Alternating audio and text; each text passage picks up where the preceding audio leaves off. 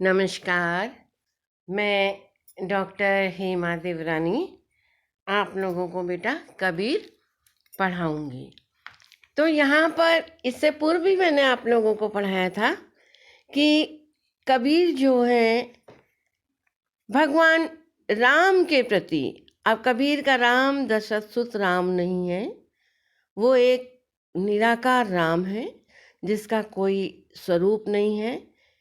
यानी निर्गुण राम के प्रति कबीर अपनी आस्था को अभिव्यक्त करते हैं और भक्त को बार बार सावधान करते हैं।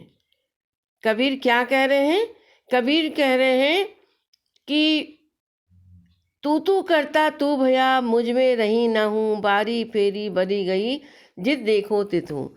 जब तक मैं ये, वो कहते हैं कि आत्मा और परमात्मा में कुछ भी अंतर नहीं है, आत्मा परमात्मा का ही अंतर है।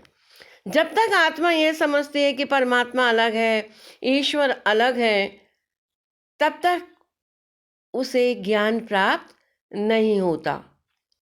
लेकिन जब आत्मा को ये पता चल जाता है कि आत्मा परमात्मा का ही अंश है, तब वह जिधर भी अपनी दृष्टि को डालती है उधर ही उसको क्या दिखाई देता है? परमात्मा दिखाई देता है। उसके समझ में आ जाता है कि आत्मा जो है वो परमात्मा का ही अंश है, वो परमात्मा से बिल्कुल अलग नहीं है। तो यह अज्ञानता कैसे होती है, इसको कबीर अपने अन्य दोहों में भी समझाते हैं कि भ्रम के वशीभूत होकर के, जिस प्रकार से मृग अज्ञानता के कारण उस कस्तूरी की सुगंध को नहीं समझ पाता और बन बन डोलता रहता है, पहचान नहीं पाता अज्ञानता के कारण, वैसे ही मानव क्या है, अपनी उस अज्ञानता के कारण परम तत्व को नहीं पहचान पाता, यह नहीं समझ पाता कि आत्मा और परमात्मा दोनों एक हैं। इसीलिए जब तक वो परमात्मा को अलग समझता है, स्वयं को अलग समझता है, तब तक उसको परमात्मा के दर्शन नहीं होते।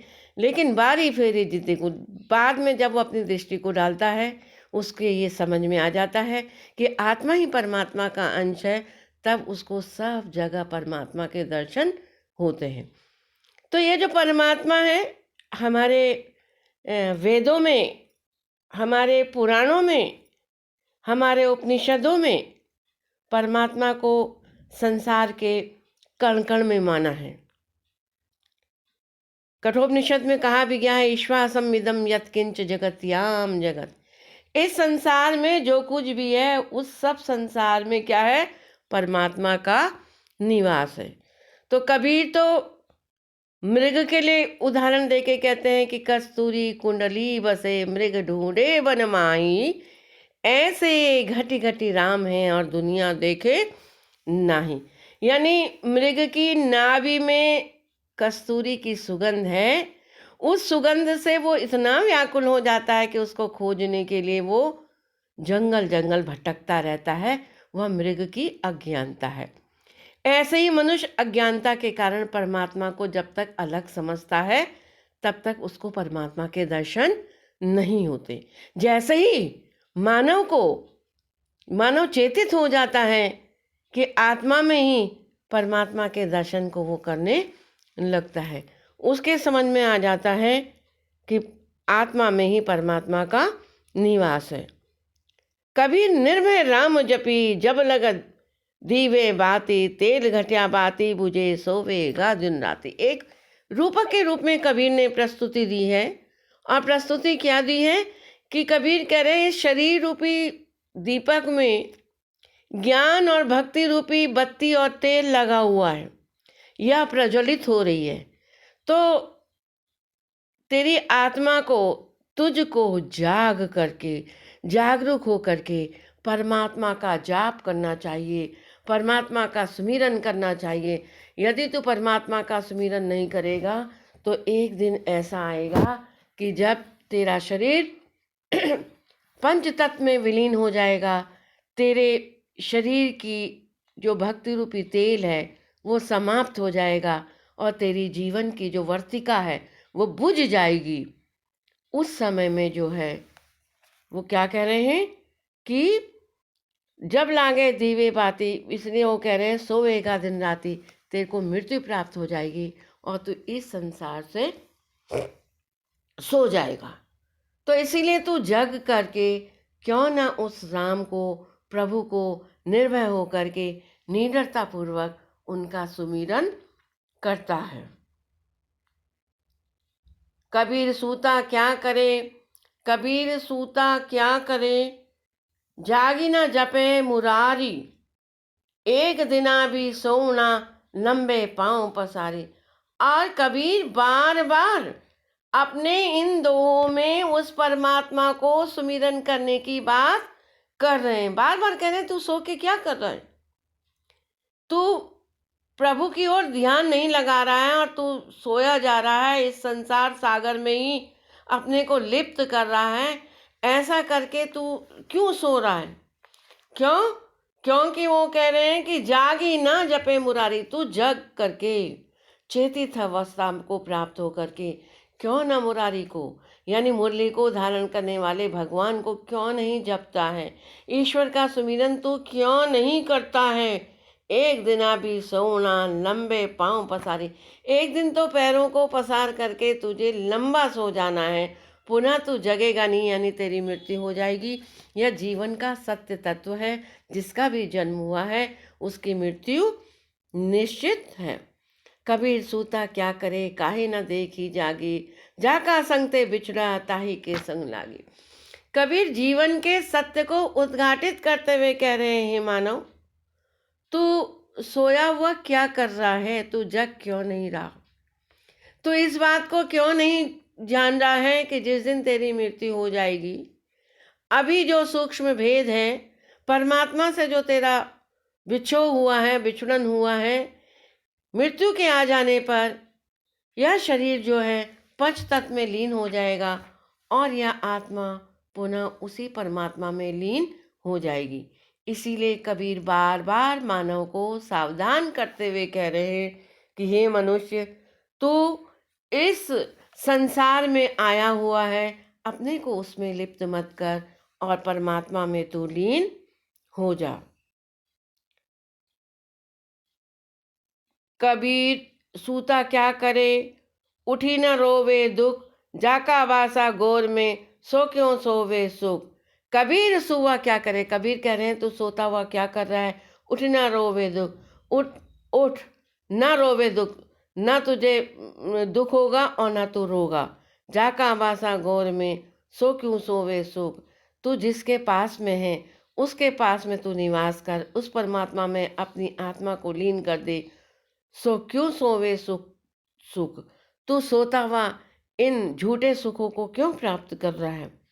कबीर सूता क्या करे, गुण गोविंद के गाय, तेरे सिर पर जम खड़ा, खर्चे कदे का खाई। कबीर बार बार मनुष्य को सावधान करते हुए कह रहे हैं कि सोता हुआ तू क्या कर रहा है, तेरे सामने जो है गोविंद के गाय, तू गोविंद के, परमेश्वर के, परमात्मा के, प्रभु के गुणों को गा। तेरे सिर पर जम खड़ा, क्यों? क्योंकि तेरे सर के ऊपर साक्षात यमराज खड़ा हुआ है। गुण खर्चे कदे का खाई, और खर्च कर करके तूने जीवन को ऐसे ही समाप्त कर दिया है, इसलिए तू परमात्मा का ध्यान कर। कभी सूता क्या करे, सूता होई अकाज, ब्रह्म का आसरण खिसिया, सुनत कान को गाज। अब तू सोता हुआ क्या कर रहा है, सूता हुई अकाज, बिना कारण तू आज सो रहा है, संसार में लिप्त हो रहा है। कबीर बार बार कह रहे हैं, और क्या कह रहे हैं, ब्रह्म का आसरण खिस गया, साक्षात तेरी ओर से ब्रह्म की ओर तूने दृष्टि नहीं डाली है, उनका आसन खिसक गया है। सुनत काल को गाज, अब तुझे काल का घंटा ही सुनाई देगा। कैसो कही कही कू किए, ना सो ये असरा, रात दिवस के कूकड़ों, मत कबहूँ लगे पुकार। कैसो कही कही कू के, बार बार ईश्वर के लिए कूको, ईश्वर का सुमिरन करो, प्रभु का, केशव का, ईश्वर का ध्यान करो, ना सोइए असरार। इस संसार में आके सो नहीं, रात दिवस के कूकने। जब हे भक्त, हे साधक, रात दिन तुम उस परमेश्वर का जप करोगे, कहूँ लगे पुकार, कभी न कभी तुम्हें परमात्मा की पुकार लग जाएगी। जे घटी प्रीति न प्रेम रस, फुनि रस ना नहीं राम। ते नर इस संसार में उपजी क्षय बेकाम। जे घटी प्रीति न प्रेम रस, जिसके अंतःकरण में प्रेम रस उत्पन्न नहीं होता, फुनि रसना नहीं राम, और जिसकी जिह्वा में भगवान राम का जप नहीं होता। ते नर इस संसार में, वे मनुष्य इस संसार में क्या है, उपजी क्षय बेकाम, बेकार उनका जन्म हुआ है। इस संसार में वो लोग क्या हैं, बेकारी आए हैं, जिन्होंने क्या नहीं किया है बच्चों, परमात्मा का ध्यान नहीं किया, परमात्मा का सुमिरन नहीं किया, उनका जन्म ही बेकार है। कभी प्रेम न चाशिया, चशिना लिया साव, सुने घर का पाहुणा, जो आया त्यों जाओ। कबीर, जो व्यक्ति इस संसार में आकर प्रभु का सुमिरन और स्मरण नहीं करते, उनके स्वभाव के विषय में कह रहे हैं कि क्या कह रहे हैं, वो कह रहे हैं कबीर प्रेम ना चाशिया, जिसने संसार में आकर प्रभु के लिए प्रेम के शब्द नहीं कहे, प्रेम नहीं किया। किससे प्रेम, ईश्वर के प्रति प्रेम का स्वाद नहीं लिया, चची न लिया स्वाद भी नहीं लिया, प्रेम नहीं किया। सुने घर का पाहुणा, सुने घर का जो अतिथि होता है, जहाँ कोई व्यक्ति नहीं रहते, जो आवा तो जाओ, जैसे उसका आगमन होता है वैसे उसका निर्गमन भी होता है। पहली बुरा कमाई करी, बांधी विष की पोट, कोटि कर्म फिर पलक में आया हरि की ओट। पहली बुरा कमाई करी, पहले संसार में आके बुरे कर्म को करता है, बांधी विष की पोट, और अपने उस विष की पोटली को तो कर्म के कारण, बुरे कर्म के कारण बांध लेता है। कोटि कर्म फिर पलक में आया हरि की ओट, करोड़ों कर्म को क्यों न कर ले, अंततः तो उसे परमात्मा की शरण में ही आना पड़ेगा। कोटि क्रम पले पलक में, जे रंचक आवे नाऊ, अनेक जुग जे पुण्य करे, नहीं राम बिन ठाऊ। चाहे व्यक्ति एक क्षण में करोड़ों कर्म को क्यों न कर ले, जे रंचक आवे नाऊ, जब तक वह याचक बन के प्रभु के पास नहीं आता, अनेक जुग जे पुण्य कर, अनेक युगों में चाहे वो कितना ही पुण्य कर ले, नहीं राम बिन ठाऊ, जब तक भगवान राम का सहारा उसको नहीं मिलेगा, तब तक उसको मोक्ष नहीं मिलेगा, उसको मुक्ति नहीं मिलेगी।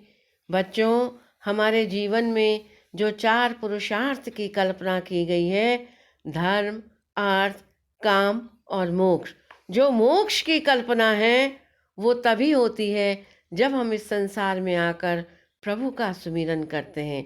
और कबीर इस बात को बार बार भक्तों को बता रहे हैं, भक्तों को कह रहे हैं कि इस संसार में आने के बाद भक्तों को जो है प्रभु का सुमिरन करना चाहिए, राम जी का सुमिरन करना चाहिए। राम जी का सुमिरन ही जो है संसार सागर से भक्तों को पार उतार सकता है। बेटा, जब हम सांस्कृतिक और साहित्यिक रूप से भी देखते हैं तो कबीर का जो युग है, उस युग में भगवान राम के प्रति एक अपार श्रद्धा भी है।